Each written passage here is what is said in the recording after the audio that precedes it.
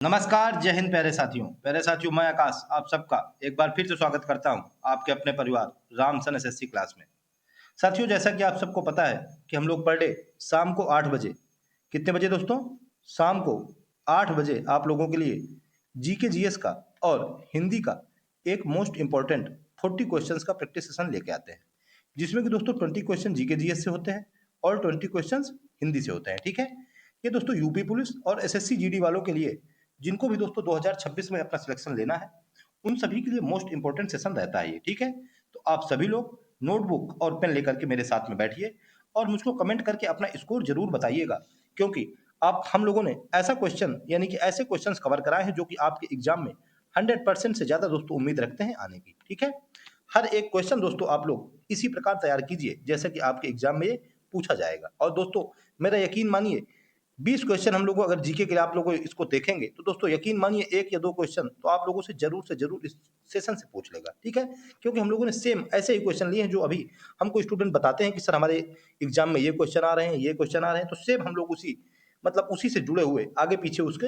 ऐसे ही क्वेश्चन ले लेते हैं। चलिए हम लोग बिना देरी के बिना बातचीत के शुरू करते हैं आज का अपना इंपॉर्टेंट सेशन। दोस्तों आप लोग केवल लास्ट तक जुड़े रहिएगा और अगर चैनल पर नए हो तो चैनल को सब्सक्राइब कर लीजिएगा। ठीक है, क्योंकि आप लोगों को ऐसी इंपॉर्टेंट क्लास पर डे मिलती रहेगी। चलिए हम लोग देखते हैं अपना क्वेश्चन नंबर फर्स्ट। कह रहा है कि सार्वजनिक प्रावधान यानी कि पब्लिक प्रोविजन, यानी कि सभी लोगों के, हमारे आपके, सार्वजनिक का मतलब सब लोगों के। ठीक है, सार्वजनिक हिताय सर्वजन सुखाय। सार्वजनिक यानी कि जो हमारी रेलगाड़ी है ये सार्वजनिक संपत्ति है, सबकी संपत्ति है। ये बैंक, ये रेलवे सबकी संपत्ति है, ये पुलिस स्टेशन सबकी संपत्तियां हैं। तो कह रहा है उन वस्तुओं और सेवाओं को संदर्भित करता है जिन्हें बजट के माध्यम से वित्त पोषित किया जाता है, यानी कि बजट के माध्यम से उनका प्रावधान किया जाता है, उनको रुपए अलग से दिए जाते हैं। और खाली स्थान है और क्या है?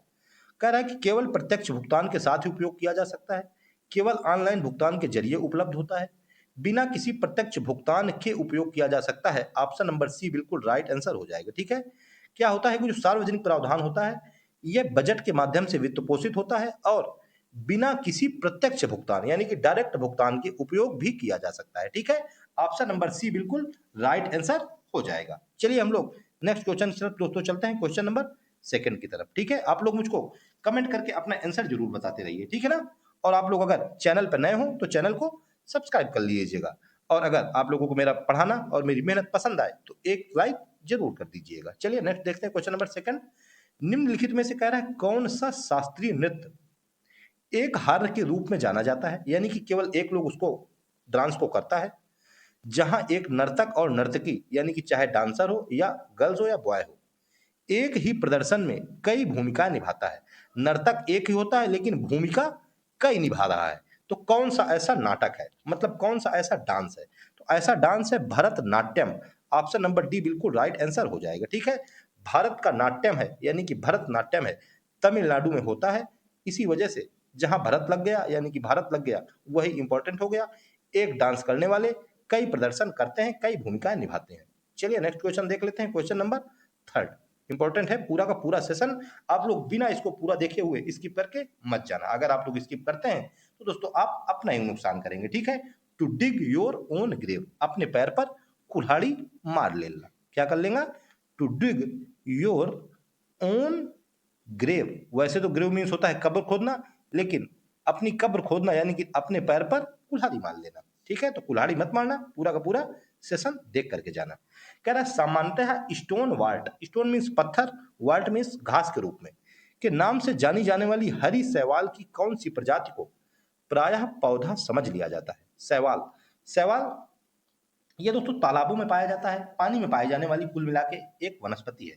तो कह रहा है कि ये स्टोन वाल्ट एक शैवाल है लेकिन इसको कभी कभी पौधा समझ लिया जाता है। कौन सी है ये दोस्तों? कारा। ऑप्शन नंबर बी बिल्कुल राइट आंसर हो जाएगी। ठीक है, स्वच्छ पानी में दोस्तों पाई जाती है यह शैवाल कारा, और दोस्तों इसको कभी कभी क्या पौधा समझ लिया जाता है। वेरी वेरी इंपॉर्टेंट है ये कारा। चलिए नेक्स्ट क्वेश्चन देख लेते हैं, कारा क्वेश्चन नंबर 4। कह रहा है कमरे के ताप और दाब पर कणों की गतिज ऊर्जा खाली स्थान के मामले में न्यूनतम होती है। गतिज ऊर्जा यानी कि चलने फिरने वाली ऊर्जा जो कि गति करे। ठीक है, गति सबसे कम गति कौन करेगा? लोहा। ये तो लोहा यह है कि मान लो लोहा एक जगह पे रखा, ये गति थोड़ा करेगा। मीथेन ये तो दोस्तों गैस है, ये तो गति करेगी। जल, जल को भी दोस्तों हम लोग जब डालते हैं तो ये भी गति करता है। केरोसिन यानी कि ये भी जल की तरह है, पानी है, इसको भी डालेंगे तो ये भी गति करेगा। सबसे कम गति किसमें है? सबसे कम गति है लोहे में। ऑप्शन नंबर ए बिल्कुल राइट आंसर हो जाएगा, ठीक है। लोहा यानी कि ठोस, ठोस में सबसे कम गतिज ऊर्जा होती है। ऑप्शन नंबर ए बिल्कुल राइट आंसर हो जाएगा, ठीक है। और सबसे ज्यादा गतिज ऊर्जा वो दोस्तों गैस में होती है, सबको पता होगा, क्योंकि गैस इधर उधर पूरे कमरे में उड़ जाएगी, वायुमंडल में उड़ जाएगी। गैस ही गैस तो भरी है, दिखाई कहीं नहीं दे रही है, क्योंकि उसमें गतिज ऊर्जा इतनी ज्यादा है कि यहाँ वहां उड़ती रहती है। चलिए नेक्स्ट क्वेश्चन देख लेते हैं हम लोग। क्वेश्चन नंबर अपना 5th इंपॉर्टेंट वाला कह रहा है, निम्नलिखित में से कौन राज्य सरकार के व्यवसाय के अधिक सुविधाजनक संचालन के लिए नियम बनाता है? राज्य सरकार का व्यवसाय का संचालन अच्छे से हो, बिजनेस अच्छे से चले, ठीक है, राज्य सरकार का, उसके लिए जो नियम बनाएगा वो सबसे अधिक सुविधाजनक नियम कौन बनाएगा? राज्य का राज्यपाल बनाएगा, महाधिवक्ता बनाएगा, मुख्य सचिव बनाएगा, या राज्य का मुख्यमंत्री बनाएगा? तो मुख्यमंत्री तो बनाएगा नहीं, क्योंकि मुख्यमंत्री को तो कुछ उमान रहता नहीं, तो बनाएगा भैया राज्यपाल। ऑप्शन नंबर ए हो जाएगा बिल्कुल राइट आंसर, ठीक है। मुख्यमंत्री तो केवल बैठा है शासन यानी कि आदेश देने के लिए, और सब कुछ बनाने के लिए यानी कि संचालन करने के लिए राज्यपाल। ऑप्शन नंबर ए बिल्कुल राइट आंसर हो जाएगा, ठीक है। राज्य के जितने भी कार्य हैं वो सभी राज्यपाल के नाम से ही किए जाते हैं, ठीक है। चलिए नेक्स्ट क्वेश्चन देख लेते हैं। क्वेश्चन नंबर 6 कह रहा है 8 अगस्त 2024 को राज्यसभा में पेश किया गया बायलर विधेयक 2024 किस पूर्ववर्ती बायलर अधिनियम को प्रतिस्थापित करने के लिए पेश किया गया? 2024 में 8 अगस्त को राज्यसभा में पेश किया गया बायलर विधेयक। बायलर विधेयक दोस्तों सुरक्षा संबंधी विधेयक है, ठीक है। सुरक्षा मानकों का इसमें ध्यान रखा गया है। इसमें तो दोस्तों छोटे छोटे अपराध हैं, यानी कि जो अल्प अपराध हैं उनको दोस्तों ध्यान में रख करके उनको खत्म किया गया है, ठीक है, कि छोटे अपराधों को खत्म कर दीजिए, यही है बायलर विधेयक। इसने दोस्तों बायलर अधिनियम 1923 का स्थान लिया है। ऑप्शन नंबर डी बिल्कुल राइट आंसर हो जाएगा, ठीक है। बायलर अधिनियम दोस्तों पहले 1923 में पेश किया गया था, फिर दोस्तों उसमें कुछ संशोधन किया गया और 2024 में 8 अगस्त को राज्यसभा में पेश किया गया, ठीक है। इंपॉर्टेंट क्वेश्चन है, आप लोग इसको करंट का क्वेश्चन है, जरूर याद रखना। क्वेश्चन नंबर 7 में हम लोग पहुंच गए हैं। आप लोग दोस्तों कमेंट करके मुझको अपना आंसर जरूर बताते रहिए। मैं देख रहा हूं दोस्तों कि कोई भी स्टूडेंट कमेंट करके आंसर नहीं बता रहा है, सिर्फ सुन रहे हैं, ठीक है। सुनिए मत दोस्तों, क्योंकि अगर आप लोग सुनेंगे तो फिर गुनना जरूरी है, सुनिए तो गुनिए। चलिए देखते हैं 7 नंबर। सितंबर 2024 तक प्राप्त जानकारी के अनुसार केंद्रीय शिक्षा मंत्री कौन है? केंद्रीय शिक्षा मंत्री, ये तो सबको पता होना चाहिए, क्योंकि अभी नीट का पेपर, क्या है, नीट का पेपर जो कि मेडिकल वाला है अभी लीक हुआ है, तो शिक्षा मंत्री के ऊपर बहुत सवाल उठ रहे हैं। तो सब लोग बताइए शिक्षा मंत्री कौन है? एचडी कुमार स्वामी है, पीयूष गोयल है, धर्मेंद्र प्रधान है, या नितिन जयराम गडकरी है? दोस्तों धर्मेंद्र प्रधान है, ऑप्शन नंबर सी बिल्कुल राइट आंसर हो जाएगा, ठीक है। खान सर, अभिनय math sir, Aditya Ranjan sir, Rakesh Yadav sir, सभी लोग दोस्तों धर्मेंद्र प्रधान जी को यानी कि शिक्षा मंत्री जी के ऊपर बहुत ज्यादा सवाल उठा रहे हैं। जितने भी कोचिंग संस्थाएं हैं बड़ी बड़ी, सभी की सभी सिर्फ शिक्षा मंत्री से कह रहे हैं कि आप जवाब दीजिए, आप तो कुछ कह ही नहीं रहे हैं। आप तो सिर्फ इतना कह रहे हैं कि माननीय प्रधानमंत्री जी के नेतृत्व में, आप तो उनके नेतृत्व में ही चलते रहेंगे, हमको ये लग रहा है। क्वेश्चन नंबर हम लोग 8 देख रहे हैं। कह रहा है विश्व एथलेटिक्स चैंपियनशिप में स्वर्ण पदक जीतने वाला पहला भारतीय कौन है? स्वर्ण पदक जीतने वाला एथलेटिक्स चैंपियनशिप दोस्तों टोक्यो ओलंपिक में, टोक्यो जापान की राजधानी है, 2020 में हुआ था। इसमें दोस्तों स्वर्ण पदक जीता था नीरज चोपड़ा जी ने। ऑप्शन नंबर डी बिल्कुल राइट आंसर हो जाएगा, ठीक है। जेवलिन थ्रो यानी कि भाला फेंक में इन्होंने 2020 में जीता था स्वर्ण पदक। तो जेवलिन यानी कि विश्व एथलेटिक्स चैंपियन में स्वर्ण पदक जीतने वाला पहला भारतीय कौन है? नीरज चोपड़ा हो जाएंगे। चलिए नेक्स्ट क्वेश्चन देखते हैं। क्वेश्चन नंबर 9 दोस्तों, आप लोगों को ऐसा लग रहा होगा कि जैसे मैं थोड़ा फास्ट फास्ट बता रहा हूँ, जल्दी जल्दी बता रहा हूँ दोस्तों, क्योंकि प्रैक्टिस सेशन है और टाइम भी दोस्तों हम लोगों के पास बहुत कम है। क्या राइमिंग बना दी, क्योंकि ये प्रैक्टिस सेशन है और हम लोगों के पास टाइम भी थोड़ा कम है, इस वजह से स्पीड अपनी मेंटेन रखिए, क्योंकि कभी खुशी तो कभी गम है, ठीक है। चलिए देखते हैं। कह रहा है खाद्य आयात पर भारत की निर्भरता पर हरित क्रांति का क्या प्रभाव पड़ा है? हरित क्रांति 1965-66 ईस्वी में हरित क्रांति की शुरुआत डॉक्टर एम.एस. स्वामीनाथन ने किया।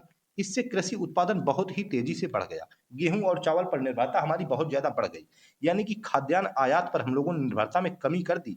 ऑप्शन नंबर सी बिल्कुल राइट आंसर हो जाएगा, ठीक है। आयात का मतलब देश से, किसी बाहरी देश से सामान मंगाना, तो दोस्तों हम लोगों ने निर्भरता में कमी कर दी, हम लोगों ने मंगाना कम कर दिया 1965-66 से। चलिए नेक्स्ट देखते हैं। क्वेश्चन नंबर 10 कह रहा है संविधान सभा की पहली बैठक कब हुई थी? संविधान सभा की पहली बैठक 9 दिसंबर को हुई थी, 15 दिसंबर को हुई थी, 7 दिसंबर को हुई थी, या 12 दिसंबर को हुई थी? दोस्तों 9 दिसंबर 1946 को हुई थी। ऑप्शन नंबर ए बिल्कुल राइट आंसर हो जाएगा। ठीक है, इसमें दोस्तों डॉक्टर सच्चिदानंद सिन्हा को, किसको, सच्चिदानंद सिन्हा को, इनको दोस्तों अस्थायी अध्यक्ष बनाया गया 9 दिसंबर को। इसके बाद 11 दिसंबर को दूसरी बैठक हुई। इसमें डॉक्टर राजेंद्र प्रसाद को, किसको, डॉक्टर राजेंद्र प्रसाद को इनको स्थायी अध्यक्ष बना दिया गया। ठीक है, ये इंपॉर्टेंट रहता है, इनको स्थायी और इनको अस्थायी। ठीक है, 9 तारीख को अस्थायी और 11 तारीख को स्थायी।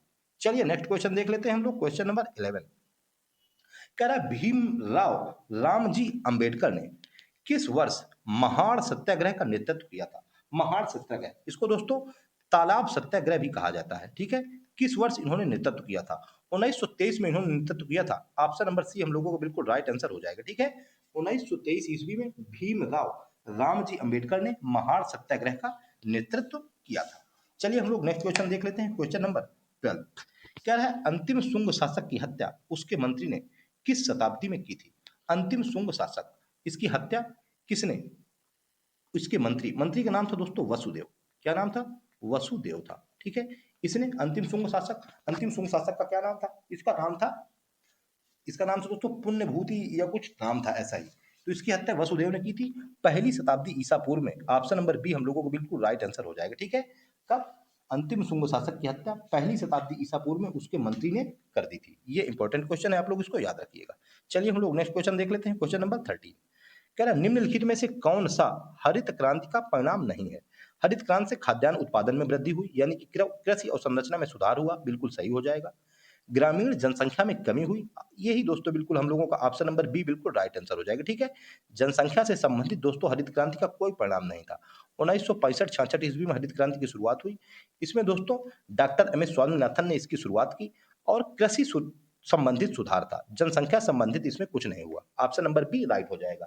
क्वेश्चन नंबर 14 कह रहा है स्मृति मंधाना निम्नलिखित में से किस खेल से संबंधित है। स्मृति मंधाना बहुत ही इंपॉर्टेंट क्रिकेट से संबंधित है। ऑप्शन नंबर ए बिल्कुल राइट आंसर हो जाएगा। ठीक है, हर एक स्टूडेंट का ये क्वेश्चन सही है, क्योंकि मुझको पता है कि स्मृति मंधाना को वो रोज देखता है, जब जब आईपीएल आता है स्मृति मंधाना देखते रहता है। क्वेश्चन नंबर 15 कह रहा पश्चिम बंगाल के किस त्योहार को यूनेस्को की मानवता की अमूर्त सांस्कृतिक विरासत की जगह मिली है। किस त्योहार को, पोइला बोईसाख को, जमाई षष्ठी को, पौष संक्रांति को या दुर्गा पूजा को। तो दोस्तों पश्चिम बंगाल की दुर्गा पूजा फेमस है। ऑप्शन नंबर डी बिल्कुल राइट आंसर हो जाएगा। ठीक है, दुर्गा पूजा को किसमें, अमूर्त सांस्कृतिक विरासत की सूची में जगह मिली है। ठीक है, यूनेस्को की। चलिए नेक्स्ट क्वेश्चन देख लेते हैं, क्वेश्चन नंबर 16 कह रहा सर्वश्रेष्ठ कोरियोग्राफर के लिए नंदी पुरस्कार प्रत्येक वर्ष किस राज्य में प्रदान किया जाता है। नंदी पुरस्कार दोस्तों तेलुगु सिनेमा वालों को प्रदान किया जाता है। किसको, तेलुगु सिनेमा में। तेलुगु सिनेमा यानी कि तेलुगु भाषा कहाँ बोली जाती है, तेलुगु भाषा दोस्तों आंध्र प्रदेश में बोली जाती है। ऑप्शन नंबर ए बिल्कुल राइट आंसर हो जाएगा। ठीक है, नंदी पुरस्कार कहाँ, आंध्र प्रदेश राज्य में सर्वश्रेष्ठ कोरियोग्राफर यानी कि डांस वालों के लिए तेलुगु सिनेमा में प्रदान किया जाता है। इंपॉर्टेंट हो जाएगा क्वेश्चन, क्योंकि ऐसा पुरस्कार है जो कि कभी कभी कम लोगों ने इसका नाम सुना होगा। चलिए नेक्स्ट क्वेश्चन देख लेते हैं, क्वेश्चन नंबर 17 कह रहा है स्ट्रीट्स ऑफ कैलकाटा, ये आप है यहाँ पे, और डांसिंग ड्रम्स के दो लोकप्रिय ट्रैक है। किसके लोकप्रिय दो ट्रैक है, ट्रैक है यानी कि एल्बम है, गाना से संबंधित है। ठीक है, एक एल्बम में कई गाने होते हैं, तो गाना से संबंधित एल्बम, एल्बम मतलब यानी कि कलेक्शन ऑफ सॉन्ग्स। ठीक है, उसको हम लोग कह देंगे एल्बम। क्या कह देंगे, कलेक्शन ऑफ सॉन्ग्स। ठीक है, ऑडियो सॉन्ग्स यानी कि एल्बम, ऑडियो वीडियो कुछ भी हो सकता है। तो किसके हैं, number 1 street of Calcutta, number 2 dancing drums, Anand Shankar के, जाकिर हुसैन के, बेगम अख्तर के या अनुष्का शंकर के। तो दोस्तों आनंद शंकर के, ऑप्शन नंबर ए बिल्कुल राइट आंसर हो जाएगा। ठीक है, आनंद शंकर के हैं स्ट्रीट ऑफ कैलकाटा और डांसिंग ड्रम्स। चलिए नेक्स्ट क्वेश्चन देख लेते हैं, क्वेश्चन नंबर 18 कह रहा है भारत के इनमें से किस पड़ोसी देश में मिलियन शहरों की संख्या सबसे अधिक है। मिलियन यानी कि 10 लाख, 1 मिलियन में लोग होते हैं, यानी कि 10 लाख से अधिक लोग सबसे अधिक किस देश में पाए जा रहे हैं, भारत के पड़ोसी देशों में। श्रीलंका में, बांग्लादेश में, नेपाल में या पाकिस्तान में। तो दोस्तों पाकिस्तान में, ऑप्शन नंबर डी बिल्कुल राइट आंसर हो जाएगा। ठीक है, पाकिस्तान यानी कि नल्ला पाकिस्तान, हमारे कुमार गौरव सर इसको नल्ला ही कहते हैं हमेशा, तो मैं भी इसको नल्ला ही कह दे रहा हूँ। नल्ला पाकिस्तान मिलियन शहरों में हमारा पड़ोसी सबसे अधिक देश रख रहा है। कह रहा है रोहिंग्या संकट शब्द से मुख्य रूप से भारत सहित विभिन्न क्षेत्रों में शरण देने के लिए आने वाले किस पड़ोसी देश के शरणार्थी शामिल हैं। रोहिंग्या किस देश के शरणार्थियों को कहा जाता है। ये या लगा हुआ है, यानी कि देखिए या कहाँ है, या है म्यांमार में। ऑप्शन नंबर ए बिल्कुल राइट आंसर हो जाएगा। ठीक है, रोहिंग्या यानी कि म्यांमार से संबंधित है। अब आ गई है बीजेपी की सरकार, अब तो रोहिंग्या वालों को होना है आर पार, बॉर्डर के पार कर देंगे बीजेपी सरकार। इसी वजह से रोहिंग्या वाला क्वेश्चन एग्जामिनर ने भी पूछ लिया। एग्जामिनर तो मौके पे चौका मारने की कोशिश में ही लगा रहता है कि कब मौका मिले और कब जितने भी स्टूडेंट हैं उन सभी को चौका लगा दे। कह रहा निम्नलिखित में से कौन सा एक मानव निर्मित जल निकाय है, मानव ने जिसको निर्मित किया है यानी कि बनाया है, जो किसी नदी या जलधारा के प्रवाह को अवरुद्ध यानी कि रोक कर बनाया जाता है। मानव क्या करता है, किसी भी चीज को रोक के ही बना पाता है, क्योंकि अपने बस का तो कुछ है नहीं कि खुद बना ले। तो जो बह रहा है, जो कुछ चल रहा है, उसको रोक देगा, उसको बर्बाद कर देगा, उसी से बना पाएगा। तो क्या है, जलाशय। ऑप्शन नंबर बी बिल्कुल राइट आंसर हो जाएगा। ठीक है, ये तो बर्बाद नहीं किया है। जलाशय से क्या है कि हमारी खेती सिंचित हो गई, हमारी भूमि उपजाऊ हो गई, ये तो अच्छी चीज है। जलाशय ऑप्शन नंबर बी बिल्कुल राइट आंसर हो जाएगा। ठीक है, लेकिन जितना मानव ने प्रकृति का दोहन किया है उतना किसी ने नहीं किया है। ठीक है, इसी वजह से आज दोस्तों प्रकृति असंतुलित होती चला जा रही है और ग्लोबल वार्मिंग मर रहा है, खतरा मंडराता चला जा रहा है। ठीक है, सबसे ज्यादा ग्लोबल वार्मिंग का खतरा भारत में ही है। इसी वजह से दोस्तों सब लोगों को थोड़ा चिंतित होने की जरूरत है। ठीक है ना। तो दोस्तों ये थे आज के टॉप 20 क्वेश्चन जो कि दोस्तों फिनिश हो रहे हैं। दोस्तों आज मैं हिंदी का सेशन लेके नहीं आ पाया हूँ, आज केवल जीके के ही 20 क्वेश्चंस लेके आया हूँ। तो दोस्तों आप लोग इन 20 क्वेश्चंस को देखिए और कमेंट करके मुझको अपना स्कोर जरूर बताइए कि आप लोगों ने टॉप 20 में कितने क्वेश्चन अपने करेक्ट किए। ठीक है, क्योंकि दोस्तों हर एक क्वेश्चन एग्जाम में पूछे जाने के लायक है, आपके एग्जाम में डायरेक्ट आपको देखने को मिलेगा। ठीक है ना। तो ठीक है दोस्तों, अगर आप लोगों को मेरी मेहनत पसंद आई हो तो मेरे वीडियो को एक लाइक जरूर कर देना, और अगर चैनल पर नए हो तो चैनल को सब्सक्राइब कर लेना। और दोस्तों मैं आप लोगों को एक बात बताना भूल गया, पर डे सुबह दोस्तों आप लोगों के लिए 11 बजे, कितने बजे, 11 बजे सुबह मैथ का एक इंपॉर्टेंट सेशन लेके आया करता हूं, जिसमें कि टॉप 15 हम लोग क्वेश्चन कवर कराते हैं। और सेम क्वेश्चन, सभी ऐसे क्वेश्चन हैं जो मुझको स्टूडेंट भेजते हैं। ठीक है, कोई व्हाट्सएप में भेजता है दोस्तों, कोई टेलीग्राम में अपलोड कर देता है। तो उन्हीं से हम लोग क्वेश्चन देखते हैं जो एसएससी जीडी में भी पूछे गए हैं, और सेम उसी पैटर्न पर, सेम डिजिट के साथ या डिजिट चेंज करके, लैंग्वेज सेम रहती है। आप लोगों के लिए मैं क्वेश्चन 15 रोज पर डे करवाता हूं सुबह 11 बजे। ठीक है, हम लोगों ने अभी तक 10 सेशन कंप्लीट करा दिए हैं, तो आप लोग इन सेशन को भी देखिए और जो हम सुबह कल लेके आएंगे उसमें भी जुड़ना। ठीक है, तो ठीक है दोस्तों, मिलते हैं सुबह 11 बजे। तब तक के लिए जय हिंद, जय श्री राम।